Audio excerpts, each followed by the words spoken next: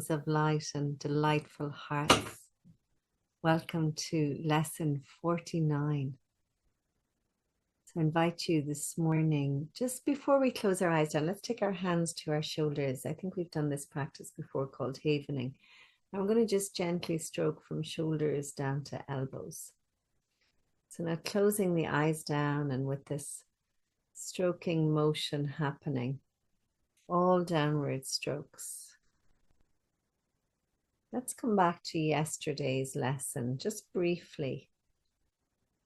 There is nothing to fear. I am safe. I am secure. There is nothing to fear. I am safe. I am secure. And then have love in one of your hands and kindness in the other. And as you stroke, you're stroking yourself with loving kindness, with tenderness, with care, with compassion, with non-judgment.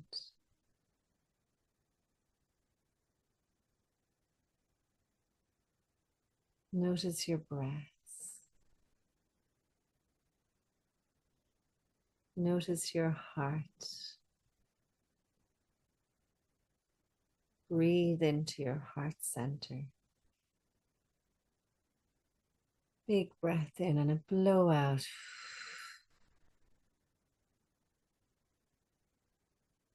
At the end of that blowout, smile to your heart. Give thanks this morning for your beautiful heart. And then you can continue with this touch called havening as we put our prayer out. We begin this day in gratitude. We open our hearts and we surrender to love. We ask love to lead the way through the minutes and the hours of this new day. We welcome joy, fun, and abundant prosperity. I feel like saying that twice today. We welcome joy, fun, and abundant prosperity. We recognize that all encounters are wholesome and that all experiences can be met with a peaceful heart that is anchored in the truth. We are one, we are love, and we are free. And we release these words, and so we let it be. And you can let go now of your practice of havening and gently rest your arms down.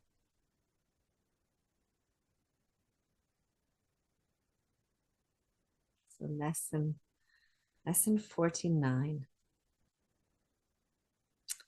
God's voice speaks to me through the day. I love this. The love speaks to me all through the day. It is quite possible to listen to God's voice all through the day without interrupting your regular activities in any way. The part of your mind in which truth abides is in constant communication with God, whether you're aware of it or not. It is the other part of your mind that functions in the world and obeys the world's laws. It is this part that is constantly distracted, disorganized, and highly uncertain. So this is the part when we talk about the 80,000 thoughts that we have a day. That's the part that's distracted. It's never at peace. It's always stressed. But beneath that is the voice for God. So quiet, so loving, so calm. The part that is listening to the voice for God is calm, always at rest, and wholly certain. It is really the only part there is. So remember, that's all that is real. The other part is a wild illusion, frantic and distraught, but without reality of any kind. Try today to not listen to it.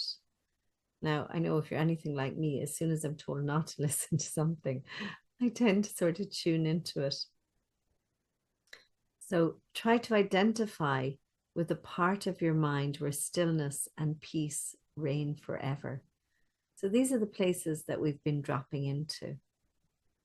Try to hear love's voice call to you lovingly, reminding you that God's child has not been forgotten by the Creator. Like reminding us that we're never alone, that we are so cared for and so loved beyond our wildest imaginings. We'll need at least 4 5-minute practice periods today and more if possible.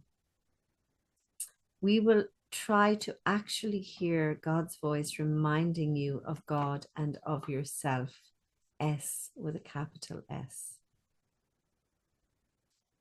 Or self with a capital S, should I say. We will approach this happiest and holiest of thoughts with confidence, knowing that in doing so, we are joining our will with the will of God. God wants you to hear the voice for God. God gave it to you to be heard. So, it's not there to be ignored. It is there to be acknowledged and to be heard. Listen in deep silence. Be very still. Open your mind. Go past all the raucous shrieks and sick imaginings that cover your real thoughts and obscure your eternal link with God. That's so beautiful to be reminded that you have an eternal link with God, an eternal link with love. So sink deep into peace that waits for you beyond the frantic, riotous thoughts and sights and sounds of this insane world. You do not live here. We are trying to reach your real home. We are trying to reach the place where you are truly welcome. We are trying to reach God. Do not forget to repeat today's idea very frequently. Do so with your eyes open whenever necessary, but closed when possible. And be sure to sit quietly and repeat the idea for today whenever you can, closing your eyes on the world and realizing that you're inviting God's voice or love's voice to speak to you. So we're going to take this into a practice. We're going to get really still and really quiet. And you're probably familiar with the phrase, be still and know that I am God. So be still and know that you are God, that God is within easy reach, as close as your hand, as close even as your breath. So gently close your eyes down or soften your gaze. We're approaching this happiest and holiest of thoughts with confidence, knowing that in doing so, we are joining our will with the will of God. So settling in. Repeat the phrase a couple of times. Love speaks to me all through the day. Love is always with me. Love is always speaking to me. And now today I have the ears to listen. I'm making the time to listen.